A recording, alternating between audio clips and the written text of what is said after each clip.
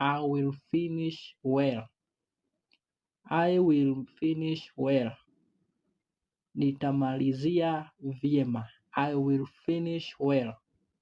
That is our theme today. That is our theme today, or the topic of today. I will finish well. In the name of Jesus. In the name of Jesus. I will finish well. Nitamalizia vyema. Hiyo nayo ni kusema nitamalizia vyema. Hiyo nayo ni kusema aje. Leo nataka tujifunze kitu ya maana sana, na ile kitu nataka tujifunze, I know it will take a part in your life. It will take a part in your life, maybe in your family, in whatever that you are feeling that you need from God, or something that you are willing or waiting God to do something.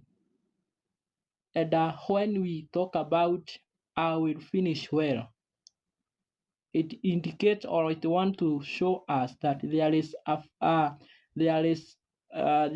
faith. There is faith. You are in a certain faith of something that you are waiting God to do for you.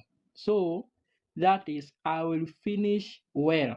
Nitamalizia vyema kwa kuwa niko na imani Mungu atanitendea lile jambo ambalo ninalolihitaji. Ninayo imani ndani yangu, katika moyo wangu ninayo imani ambayo itamfanya Mungu anitendee lile jambo ambalo ninamuomba. Nina imani ya kwamba Mungu akinitendea hilo jambo nitamaliza vyema. Kwa hivyo ni kusema you are struggling for something, unang'ang'ania kitu. You are fighting for something. Kuna kitu ambacho unapigania lakini haujaweza kukipata.